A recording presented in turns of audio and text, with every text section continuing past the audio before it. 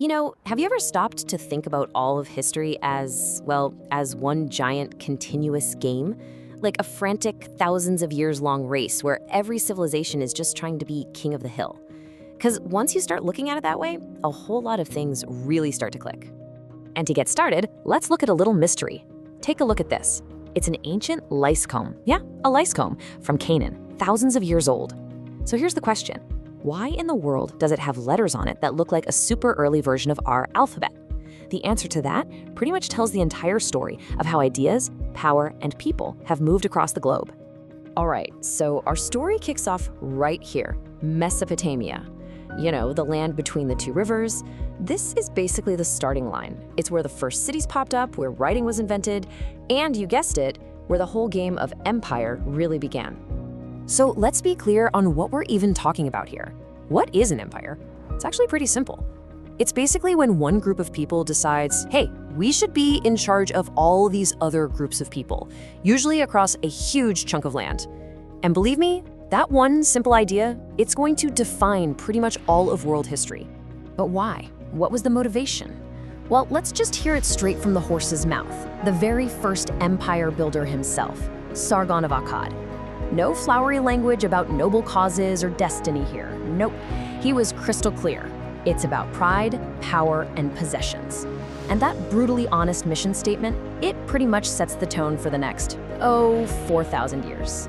Okay, so the early part of this game was just a whirlwind. First up, you've got Sargon building his empire. Then, a few hundred years later, Hammurabi comes along and literally lays down the law on a giant stone. But then, bam, around 1200 BCE, this mysterious thing called the Bronze Age collapse happens. And it's like a massive reset button for almost everyone. And rising from that chaos, the Phoenicians. These guys were incredible sailors and traders, and they started spreading this game-changing idea, a simple alphabet that anyone could learn, which, hey, brings us right back to that ancient comb. And after that, things just get, well, chaotic. The whole cycle of conquest just starts spinning faster and faster. The Assyrians, they show up with iron weapons and just conquer everybody. But before they can even get comfortable, the Babylonians rise up and conquer them, and right when they're hanging up the new curtains, Cyrus the Great and the Persians roll in and conquer the Babylonians. Seriously, being king of the hill back then was a very, very temporary gig. Okay, so all this constant back and forth, this turnover of power, it leads us straight into the classical era. And this is where the empires get way bigger, the stakes get a whole lot higher, and interestingly, new ideas start to challenge the sheer power of the sword. And what's really fascinating here is you've got this kind of two-front war for influence happening. On one side, you've got Alexander the Great, right? A total military genius, carving out this massive empire with his army. But at the exact same time, you've got thinkers in Greece like Plato and Aristotle who are conquering the entire world of ideas, shaping how we think for thousands of years. It just goes to show you, power isn't just about who has the biggest army. And this is a perfect example of the power of the mind. I mean, think about it. While all these empires are busy fighting over little patches of dirt, this Greek librarian in Egypt, a guy named Aristophanes, is using just shadows, a couple of sticks, and some basic geometry to calculate the circumference of the entire planet. And the crazy part, he was unbelievably accurate. The world was literally getting bigger in more ways than one. But speaking of conquest, wow. Nobody, and I mean nobody, played the game like the Romans. They were just relentless. They fought these epic wars against Carthage to control the West. Then they just turned east and swallowed up all the wealthy Greek kingdoms. And when they finally ran out of other people to fight, they just started fighting brutal civil wars amongst themselves. For centuries, it really seemed like the rise of Rome was just unstoppable. And yet, deep inside this unbelievably mighty empire, a totally new kind of power was quietly growing. Christianity, right? It started as this small, persecuted sect. I mean, its followers were mocked, they were brutally executed. But here's the wild part. The more it was persecuted, the faster it grew. It spread like wildfire along the very roads and trade routes the Romans themselves had built. This was a force that was going to outlast the entire empire. So after the western half of the Roman Empire finally crumbled, the whole game board just gets wiped clean. The old king of the hill is gone. And now new players start to emerge. And one of the most powerful new challengers came from a place almost no one was expecting, the deserts of Arabia. So let's take a look at a snapshot of the world around the year 800. The new Islamic Caliphate is massive, stretching all the way from Spain to India. Over in China, the Tang dynasty is just this incredible beacon of culture and innovation. The old Roman Empire is still hanging on in the east, we call it the Byzantine Empire, and a new, so-called Holy Roman Empire is trying to carry the torch in the west. The game wasn't about one dominant player anymore, it was totally multipolar.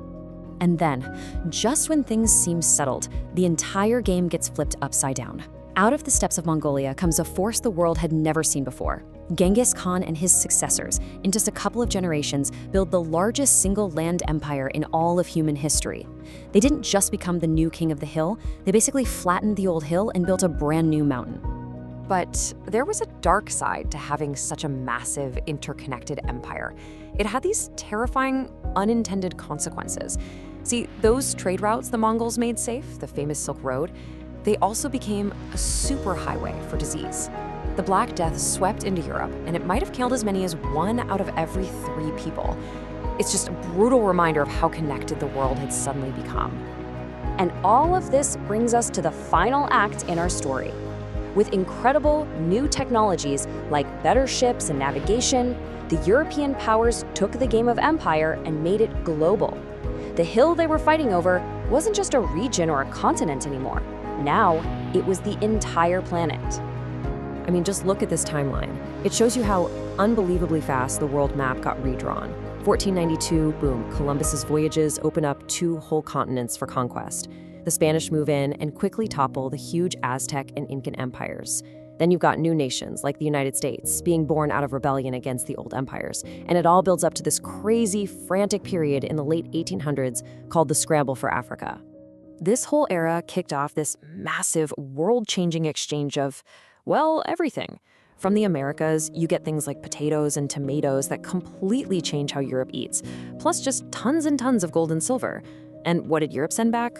Horses, wheat, guns, and diseases. Devastating diseases that just wiped out huge portions of the native population. And of course, it also kicked off the horrific transatlantic slave trade, one of the most brutal forced migrations in history. So who actually won this global race? Well, for a long time, the undisputed champion was Great Britain, and their secret weapon wasn't just better ships or guns, it was the Industrial Revolution. Steam power gave them this unbelievable technological edge. It let them mass-produce goods, power a navy that could go anywhere on the planet, and build the single largest empire the world has ever seen. Okay, so how did they justify all this domination? Well, a lot of the time it was with this really twisted, fake scientific argument we now call social Darwinism. Basically, they took Charles Darwin's amazing theory of evolution and just warped it into a social theory. They claimed that European nations were just naturally fitter to survive, and that this gave them a right to rule over so-called lesser peoples. It was a very convenient excuse for conquest. But of course, that whole justification only works if you ignore a massive amount of actual history. Africa wasn't some dark continent just waiting to be discovered. It was home to powerful, sophisticated empires for thousands of years. We're talking about ancient Egypt and Kush, the great medieval empires of Mali and Songhai, the incredible builders of Great Zimbabwe, the Kingdom of Congo. Honestly, the list just goes on and on. But all that history was pretty much ignored. The race for colonies just got faster and faster until, by the time we hit the 20th century, a small handful of European nations had carved up and claimed almost all of Africa and huge chunks of Asia. The world, for all intents and purposes, had been divided up. So here's the crucial point. By 1914, all the ingredients for a total global catastrophe are sitting there, ready to go. You've got terrifying new military technologies, battleships, airplanes. You've got these intense, jealous rivalries between all the great powers. You've got old empires like the Ottomans crumbling and leaving a big mess. And here's the kicker. There's nowhere left on the map to expand. The game of grabbing new territory had completely run out of room. And so that leaves us with this one final, really chilling question. After thousands of years of this constant, competitive race for power and land, what happens when the players finally run out of road? What happens when the only way left to get bigger is to start taking land from the other big players on the board? The answer to that question? Well, that's what would define the entire 20th century.